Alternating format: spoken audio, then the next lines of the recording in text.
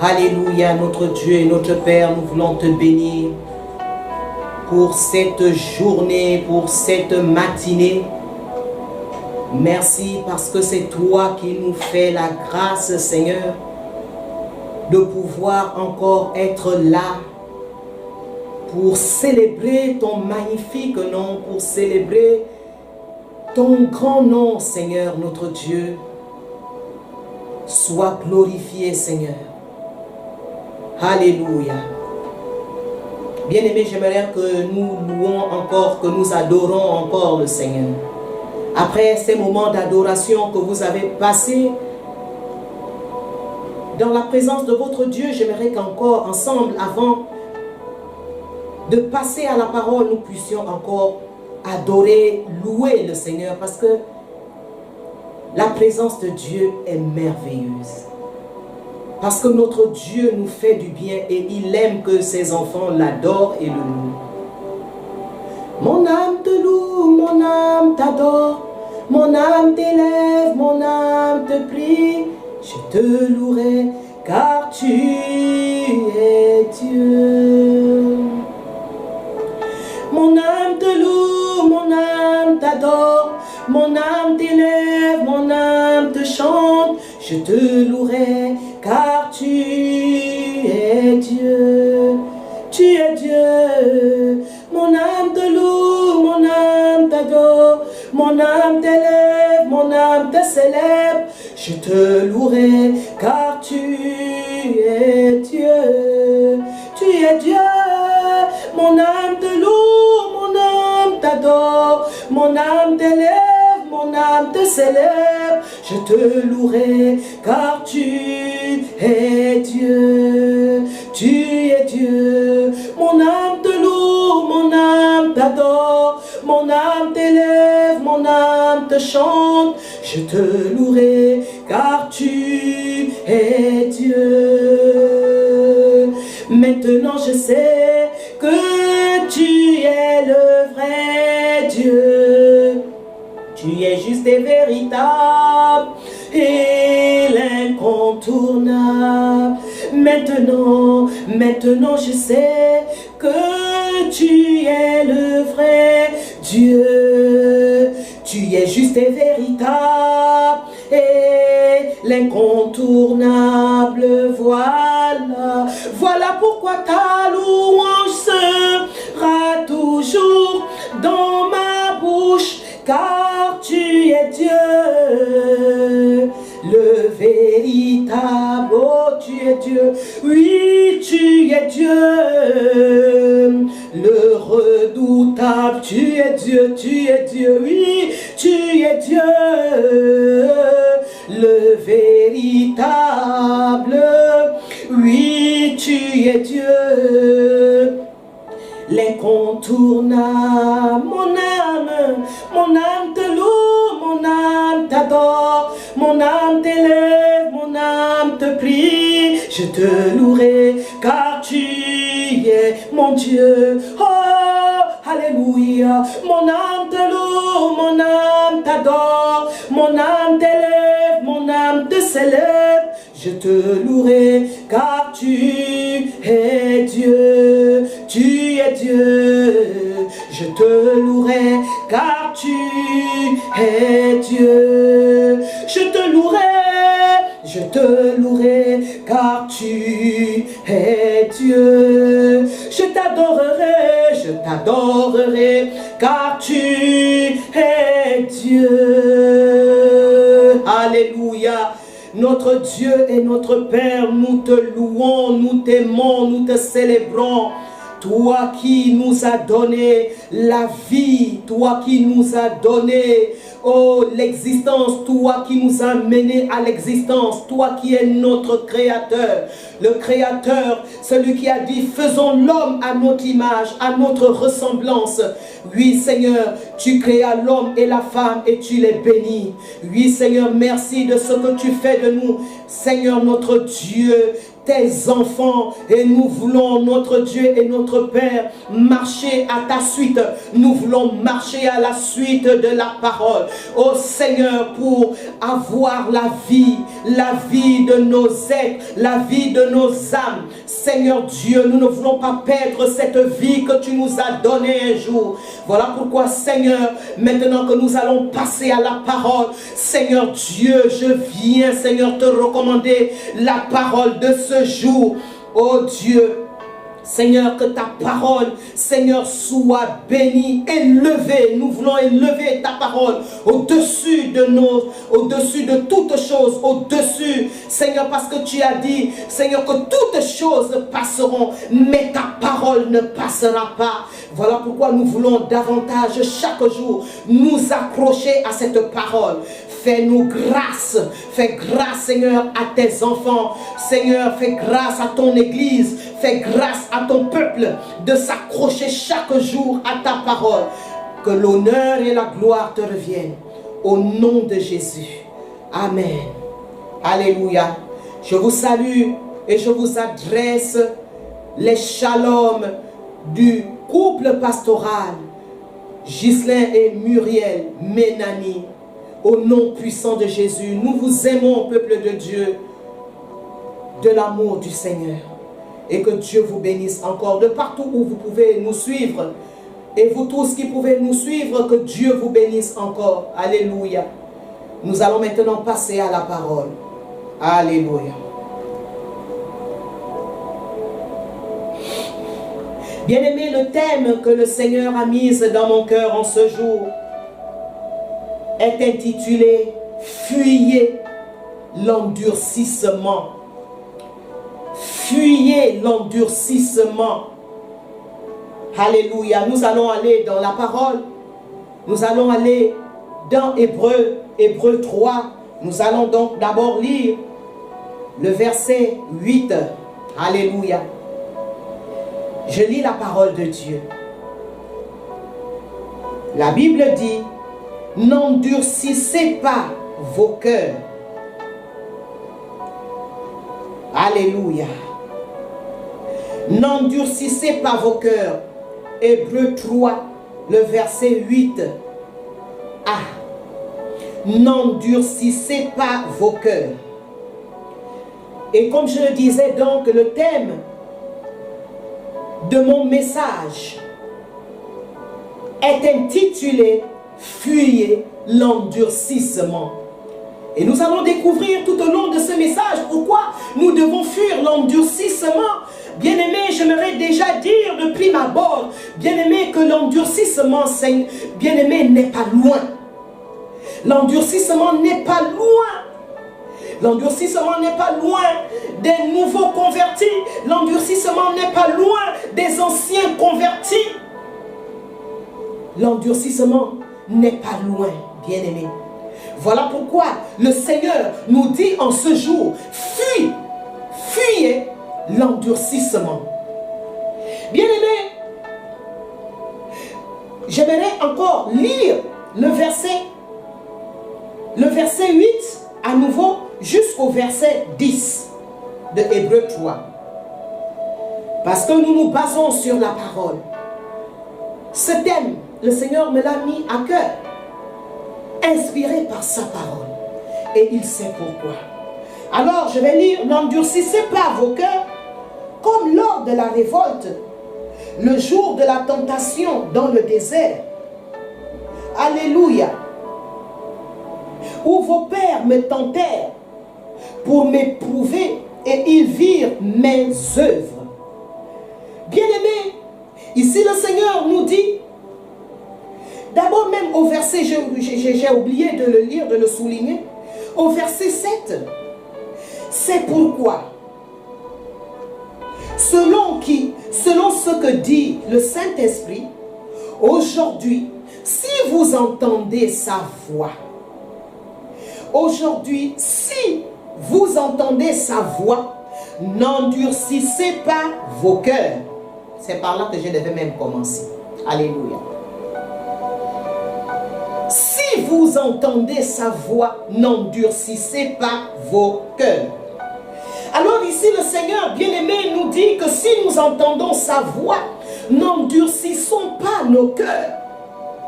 Si nous entendons la voix de notre Dieu, alléluia, si nous entendons lorsque le Seigneur bien-aimé nous parle, bien-aimé, la Bible nous dit dans Job 33, oui, que le Seigneur parle à ses enfants tantôt d'une manière, tantôt d'une autre. Le Seigneur te parle dans ces temps, tantôt d'une manière, tantôt d'une autre. Il peut te parler, bien-aimé, par les songes. Il peut te parler, bien-aimé, par des rêves. Et il te parle, la voix par excellence par laquelle il te parle. Il te parle, bien-aimé, au travers de sa parole. Au travers des enseignements, bien-aimés, des messages et des enseignements, bien-aimés, que ses serviteurs vous donnent. Alors, la parole de Dieu déclare en ce jour, si tu entends sa voix, n'endurcis pas ton cœur. Si vous entendez sa voix, n'endurcissez pas vos cœurs, n'endurcissons pas nos cœurs. Et parce que bien-aimé, le Seigneur prend cette parole qu'il nous enseigne au travers de ses serviteurs. Parce que le Seigneur prend cette parole que tu médites jour et nuit. Alors, il te dit, lorsqu'il te parle au moyen de sa parole, n'endurcis pas ton cœur. Ne rentre pas sur la voie de l'endurcissement. Bien-aimé, parce que la voie de l'endurcissement est une voie dangereuse. Elle est une voie dangereuse.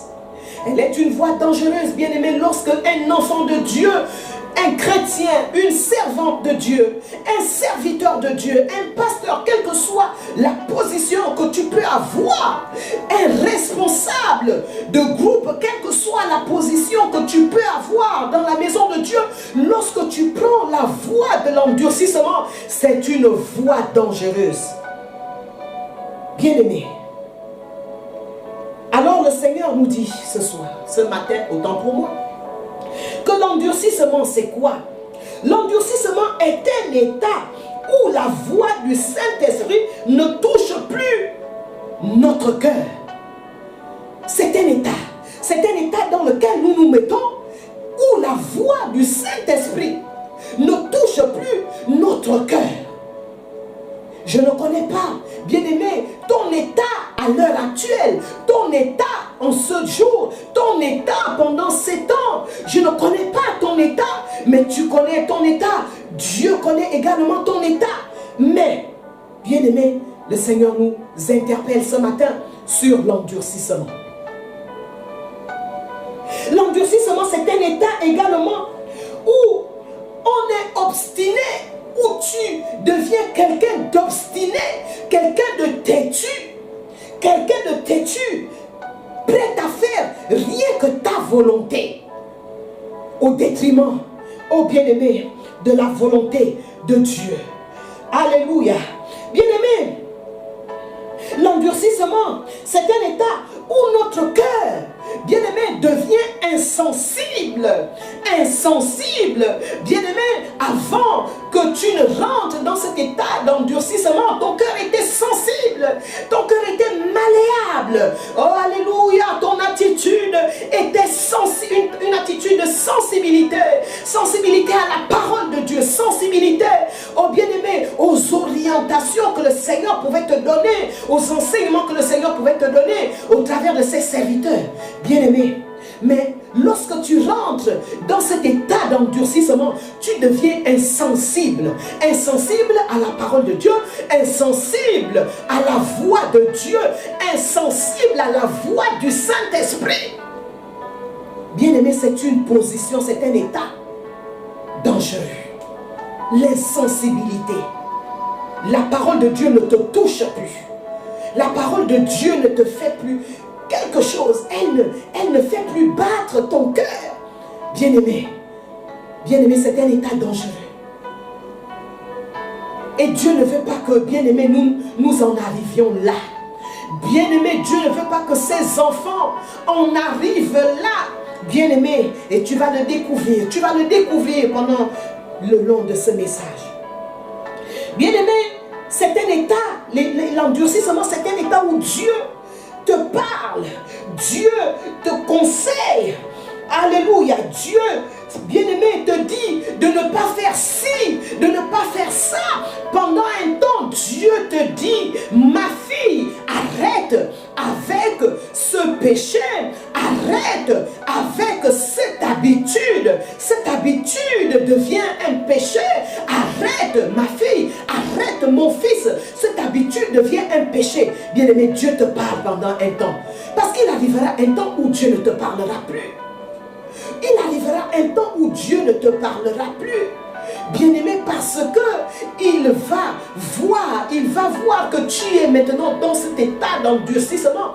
Bien-aimé, mais avant que tu ne rentres dans cet état d'endurcissement, Dieu te parle, Dieu te sensibilise. Oh bien-aimé, Dieu te sensibilise, Dieu te conseille. Je ne connais pas ton état actuellement. Que fais-tu des conseils de Dieu? Que fais-tu des paroles de Dieu?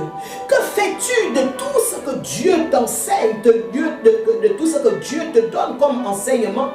Bien-aimé, que fais-tu? Que fais-tu, bien-aimé? Alors, bien-aimé,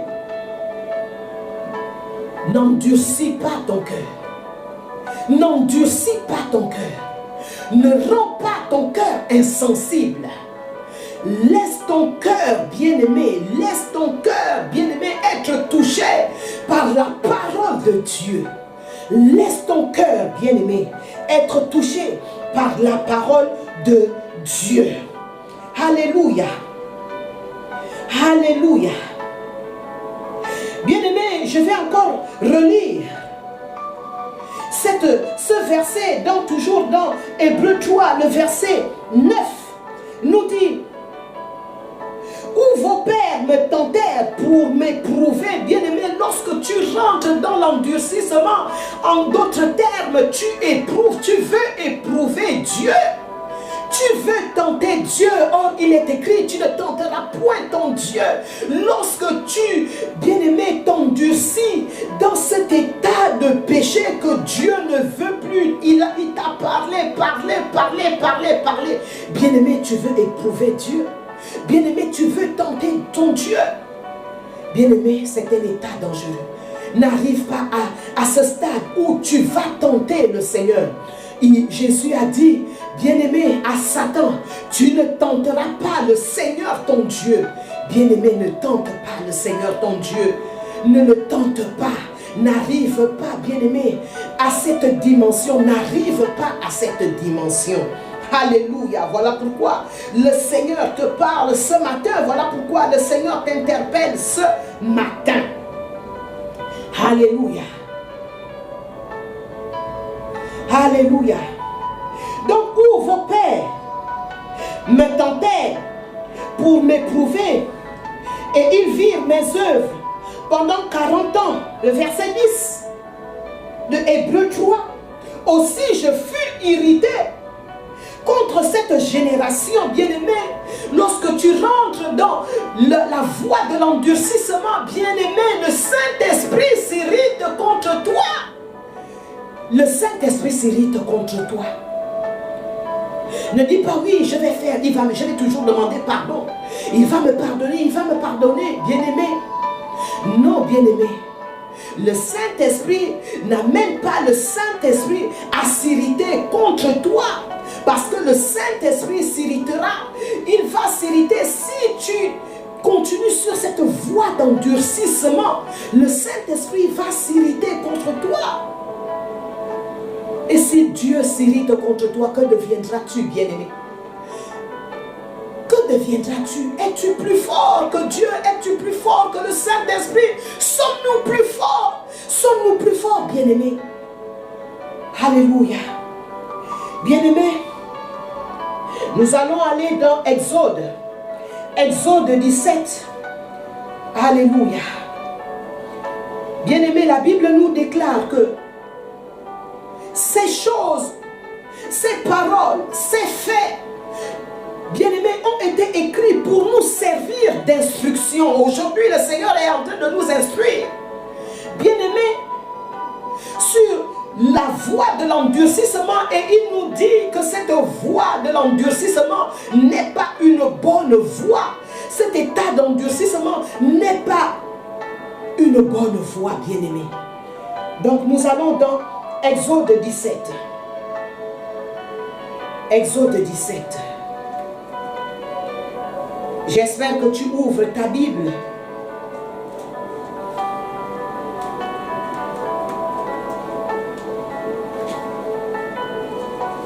Je suis en train de trouver Exode 17.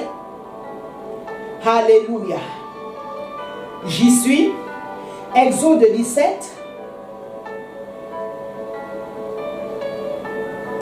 À partir du verset 7. Je vais lire.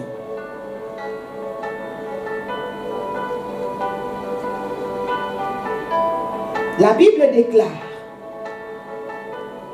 il donna à ce lieu le nom de Massa et Mériba, parce que les enfants d'Israël avaient contesté et parce qu'ils avaient tenté, oh bien-aimé, je parlais de tentation dans Hébreu, et parce qu'ils avaient tenté l'Éternel en disant: l'Éternel est-il au milieu de nous ou n'y est-il pas?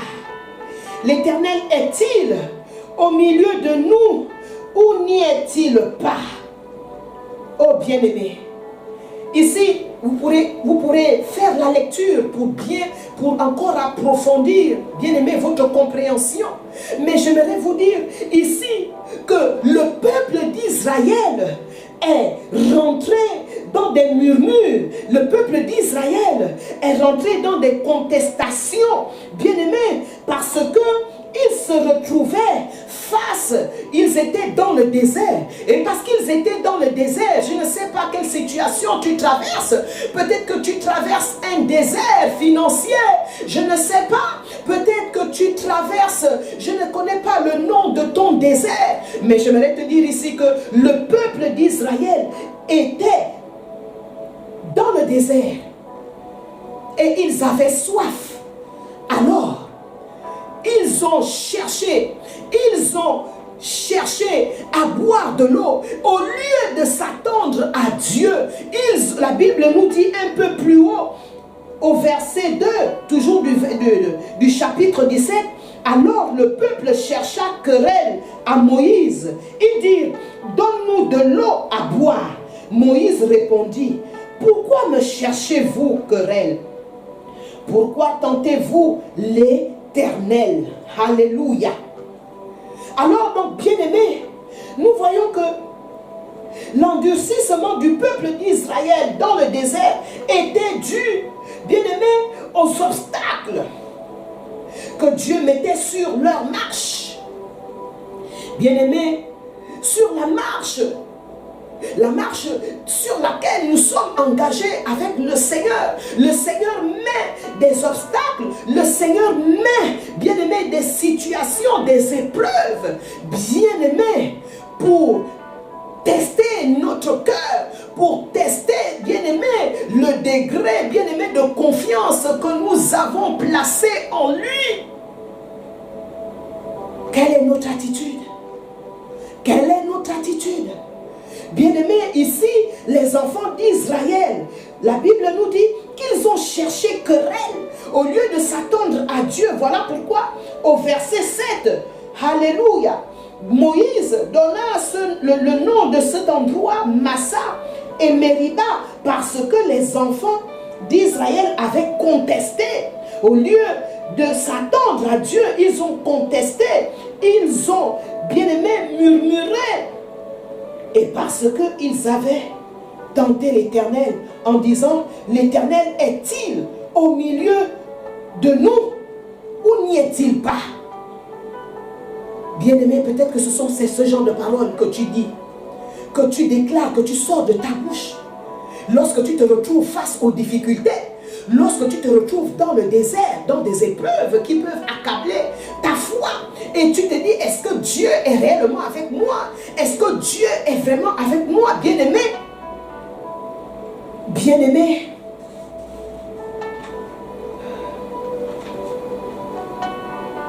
donc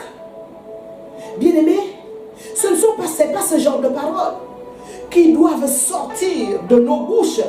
Ce ne sont pas ce genre de paroles qui devaient sortir de la bouche des enfants d'Israël, parce que, bien aimés, les enfants d'Israël avaient expérimenté les prodiges.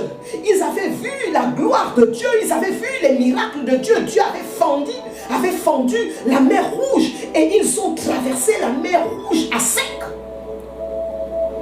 Bien-aimés, est-ce que Dieu ne fait pas des choses dans ta vie? Est-ce que Dieu n'a pas fait des choses dans ta vie, bien-aimé? Pour que tu te mettes à contester, pour que tu te mettes à murmurer lorsque ça ne va pas, au lieu de placer ta confiance. Oh bien-aimé, bien-aimé, lorsque nous murmurons, lorsque ça ne va pas, lorsque nous contestons, bien-aimé, lorsque nous sortons n'importe quelle parole de nos bouches, bien-aimé, bien-aimé, cela nous place sur la voie. Cela nous place sur la voie de l'endurcissement. Cela nous place sur la voie de l'endurcissement. Et j'ajouterai même encore de l'incrédulité. Parce que l'endurcissement, bien aimé, parce que cela commence par l'incrédulité. Ensuite, l'incrédulité engendre l'endurcissement. Alléluia. Bien aimé, les enfants d'Israël avaient oublié les prodiges que Dieu avait déjà accomplis au milieu d'eux. Bien-aimé, il est important que tu n'oublies pas. Il est important que nous n'oublions pas.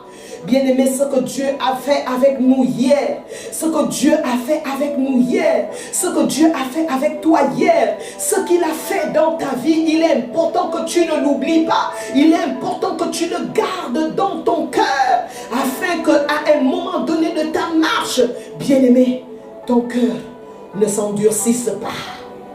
Oh, alléluia, je ne sais pas à quel niveau Dieu veut t'amener. Je ne sais pas à quel niveau Dieu veut t'amener, bien-aimé. Bien-aimé, alléluia. Nous allons lire aussi le verset.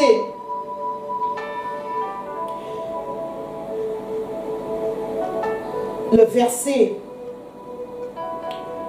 Alléluia. Le verset 11. Bien-aimé, nous allons lire le verset 11.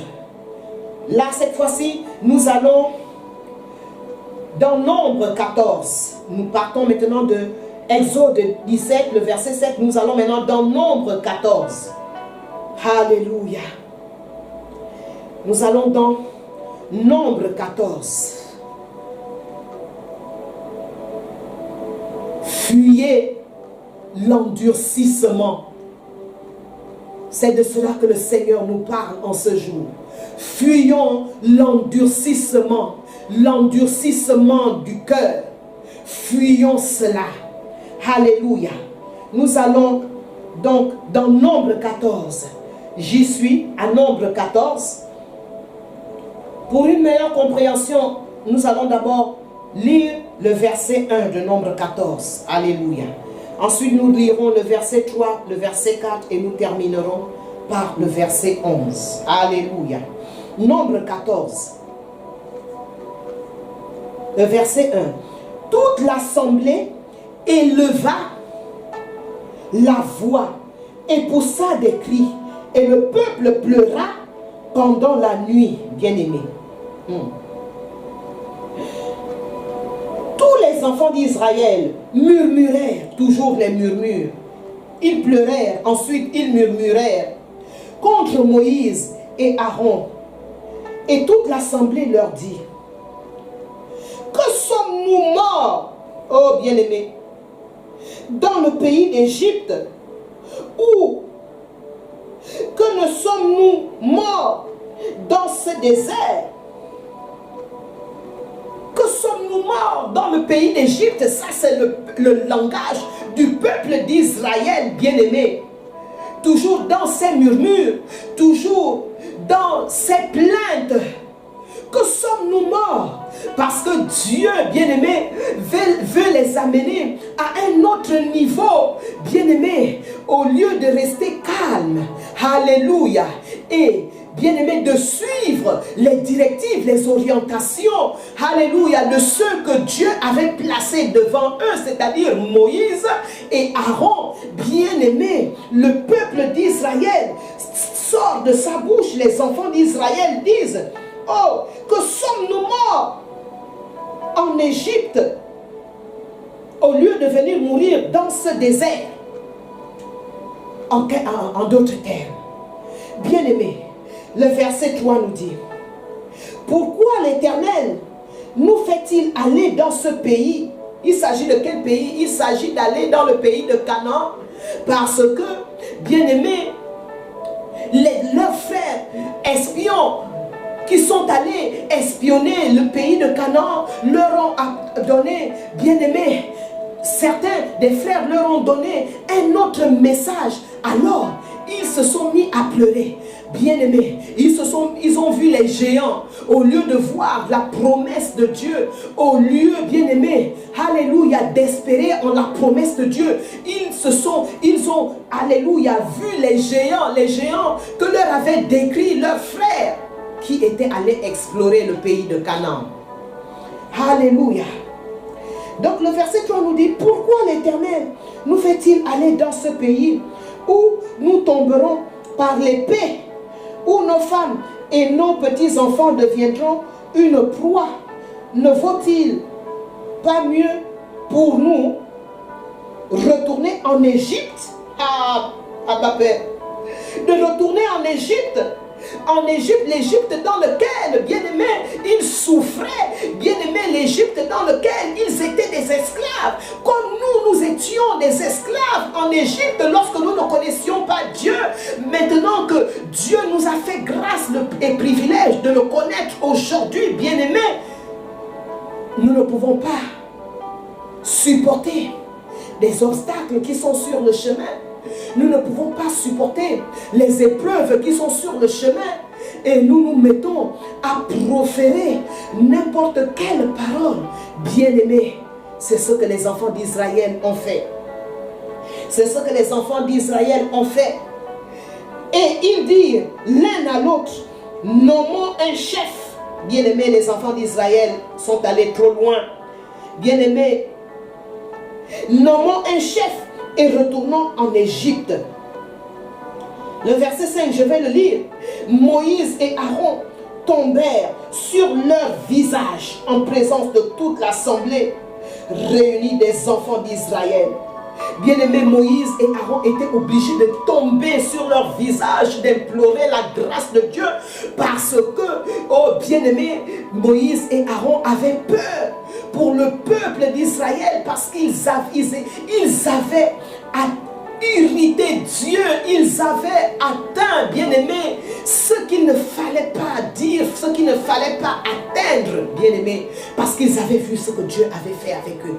Et ça, bien-aimés, Moïse et Aaron ne pouvaient que supplier la grâce de Dieu. Alléluia. Bien-aimés, donc à chaque fois, bien-aimés, à chaque fois que Dieu mettait des obstacles sur leur marche, bien-aimés, ils murmuraient, ils contestaient contre Moïse et Aaron. Alléluia. Bien-aimés, nous allons maintenant lire le verset 11 de Nombre 14, le verset 11.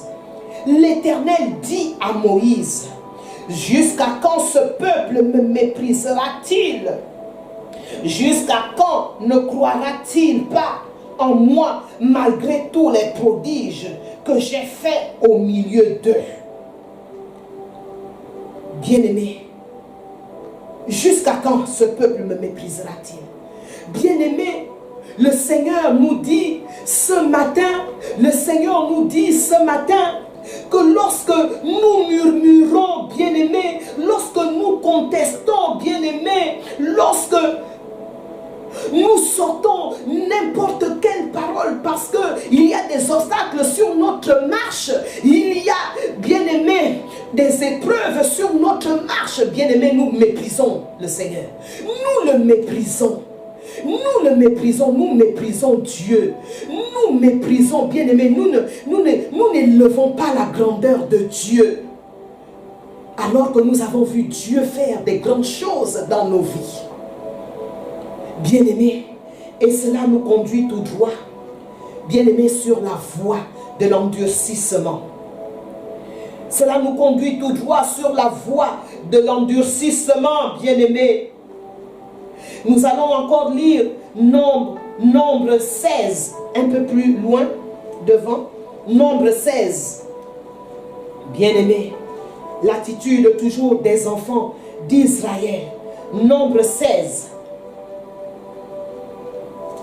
Alléluia. Nombre 16. Le verset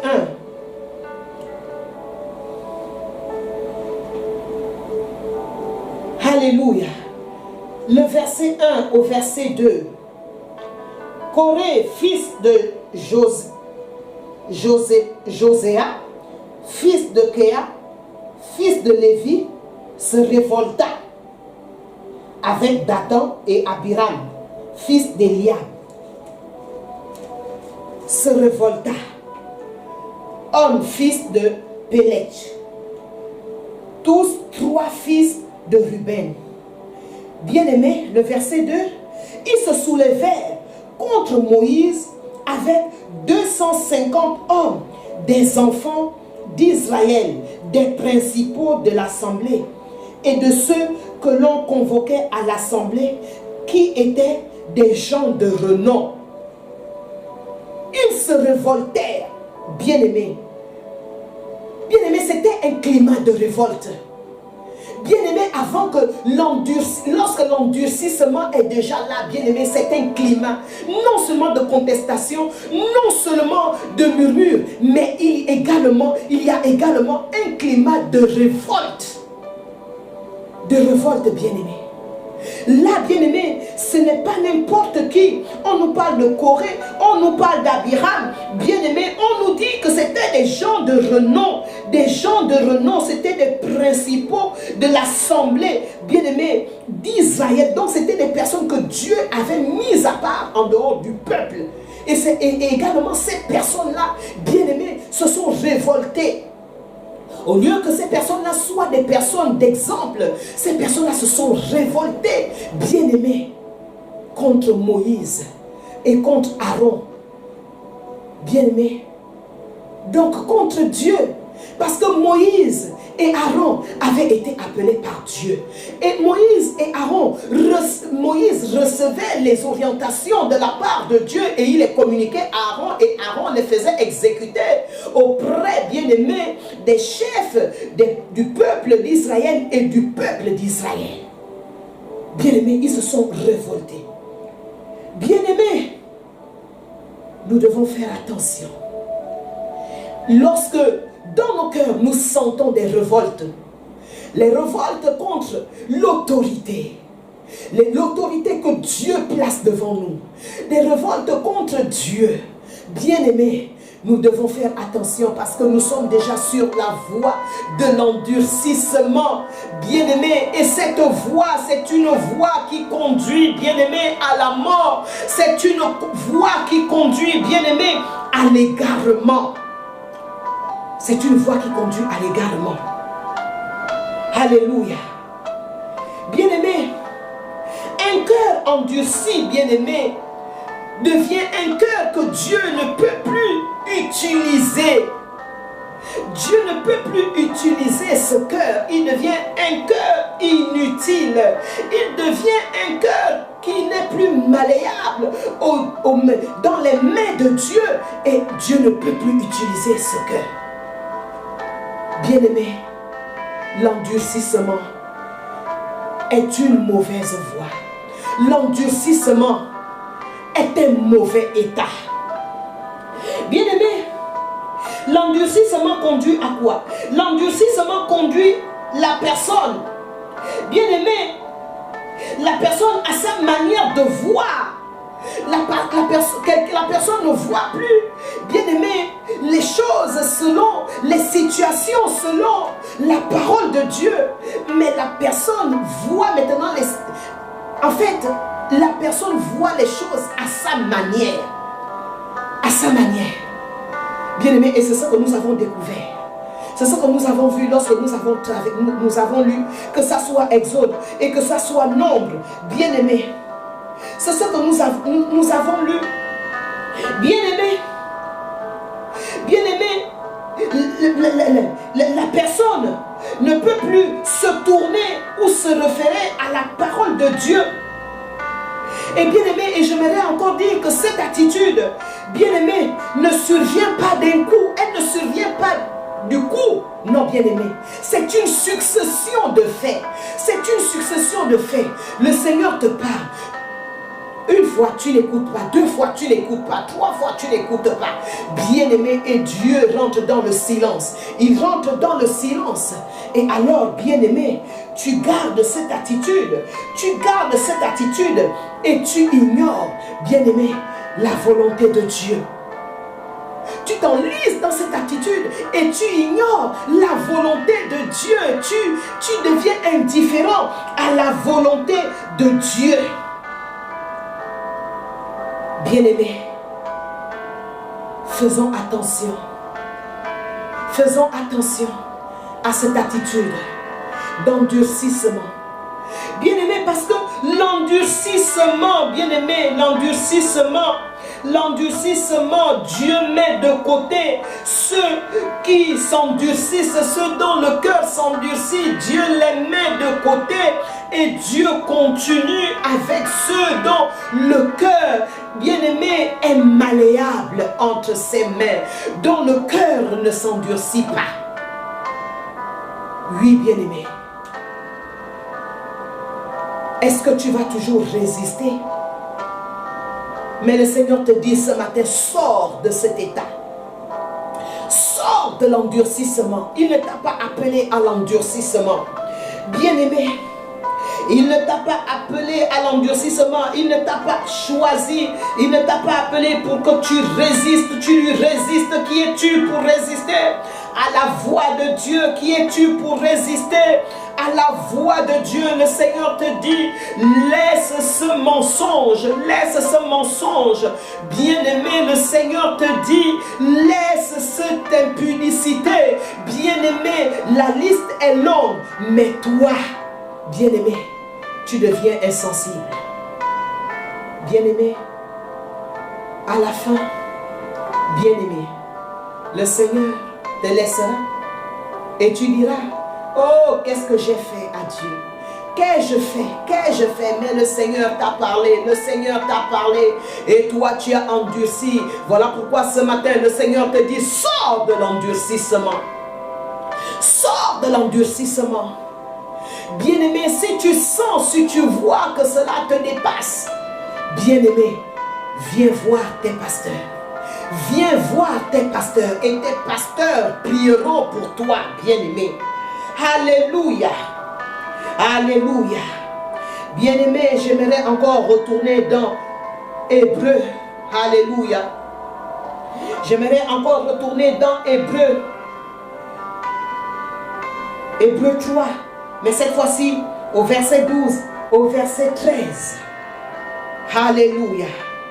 Bien-aimé, le Seigneur nous dit, prenez garde, frères, prenez garde, sœurs, que quelqu'un de vous n'ait un cœur mauvais. Bien-aimé, l'endurcissement, bien-aimé, crée un cœur mauvais et incrédule, comme je le disais tantôt. Prenez donc garde, frères et sœurs, que quelqu'un de vous n'ait un cœur mauvais et incrédule, au point de se détourner du Dieu vivant. Bien-aimé, l'endurcissement nous détourne des voies de Dieu. L'endurcissement nous amène vers l'égarement et nous détourne du Dieu qui nous a sauvés, nous détourne du Dieu vivant. Je t'en supplie, bien-aimé, ne te détourne pas du Dieu vivant, ne te détourne pas du Dieu qui t'a sauvé, du Dieu qui a sauvé ton âme. Ne te détourne pas de lui, bien-aimé, à cause des obstacles, à cause des épreuves. Bien-aimé, quel que soit bien-aimé, le nom de l'épreuve ne te détourne pas. Traverse cela, bien-aimé. Traverse cela. Traverse, Seigneur, bien-aimé, ce chemin. Alléluia. Et le verset 13 nous dit, mais exhortez-vous les uns les autres chaque jour, bien-aimés. Le rôle des frères et des sœurs, chaque jour, aussi longtemps que qu'on peut dire aujourd'hui, afin qu'aucun de vous ne s'endurcisse par la séduction du péché. Voilà pourquoi je parlais du péché. Bien-aimés, afin qu'aucun d'entre vous ne s'endurcisse par la séduction du péché. Exhortons-nous, bien-aimés. Encourageons-nous, bien-aimés. Afin qu'aucun d'entre nous, bien-aimés, ne s'endurcisse. Voilà pourquoi, bien-aimés, j'aimerais encore prier pour terminer, bien-aimés, et dire, bien-aimé, que le Seigneur ne t'appelle pas à l'endurcissement. Oh bien-aimé, le Seigneur t'appelle, bien-aimé, alléluia, bien-aimé, à la transformation, à ce que ton cœur que ton cœur, bien-aimé, soit transformé, bien-aimé, afin que ton cœur grandisse, afin que l'état de ton cœur, bien-aimé, grandisse et non s'endurcisse, au nom puissant de Jésus. Alléluia. Bien-aimé, j'aimerais prier. J'aimerais prier. Notre Dieu et notre Père, je me suis efforcé, bien-aimé, Seigneur, à libérer, bien-aimé, Seigneur, ce message. Afin, Seigneur, que tes enfants, bien, Seigneur, ne prennent pas, Seigneur, cette voie de l'endurcissement. Parce que la voie de l'endurcissement, c'est la voie de la perdition, c'est la voie de la mort. Mais Seigneur, qu'ils traversent, Seigneur, avec la force du Saint-Esprit, les différentes épreuves, Seigneur, qui peuvent se dresser sur leur marche, sur leur chemin, oh Dieu. Seigneur, viens. Mon Père et mon Dieu, viens. Viens, Seigneur, relever. Viens, Seigneur, ramener, Seigneur, ceux qui sont tombés. Ramène, Seigneur, ceux qui se sont endurcis.